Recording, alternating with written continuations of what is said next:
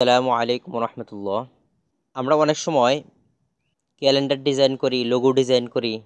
এই সমস্ত ক্ষেত্রে আমাদের পিএনজির প্রয়োজন পড়ে। তো এই সমস্ত পিএনজি আপনি কোথায় পাবেন এবং কিভাবে ডাউনলোড করবেন সেটাই আজকে দেখাবো। এর জন্য আমাদেরকে ক্রোম ব্রাউজারে চলে যেতে হবে।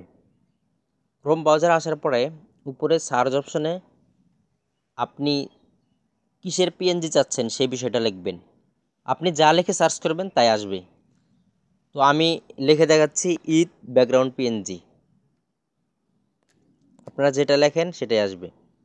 আমার এখানে লেখা চলে এসেছে, এটাতে আমি ক্লিক করলাম ঈদ ব্যাকগ্রাউন্ড পিএনজি লিখে সার্চ করার পরে দেখেন এখানে অনেক ঈদের পিএনজি দেখাচ্ছে।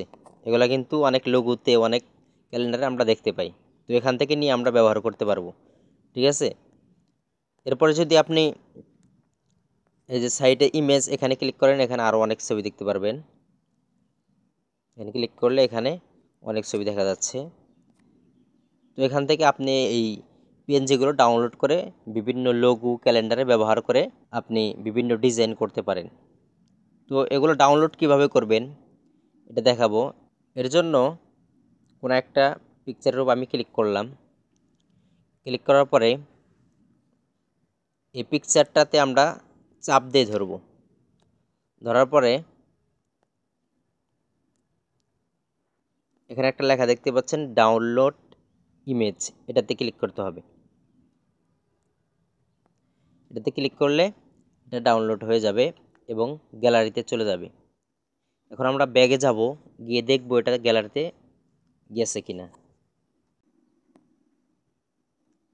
গ্যালারিতে আসার পরে আমরা দেখতে পাচ্ছি মাত্র যে ডাউনলোড করলাম, যে ডাউনলোড অপশনে ঈদের সেই লোগোটা চলে আসে।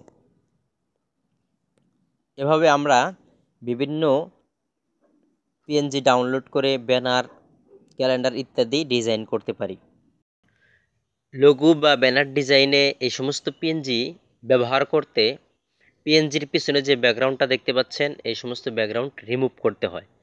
তো এই সমস্ত ব্যাকগ্রাউন্ড কিভাবে রিমুভ করবেন এই বিষয়ে আমার অন্য একটা ভিডিও রয়েছে, যার লিঙ্ক আমি ডিসক্রিপশন বক্সে এবং কমেন্ট সেকশনে দিয়ে রাখবো। যাদের প্রয়োজন সেই লিঙ্কে ক্লিক করে সেই ভিডিও দেখে ব্যাকগ্রাউন্ডটা রিমুভ করতে পারবেন। ভিডিওটি ভালো লাগলে অবশ্যই চ্যানেলটাকে সাবস্ক্রাইব করে দিবেন এ ধরনের বিভিন্ন ভিডিও পাওয়ার জন্য।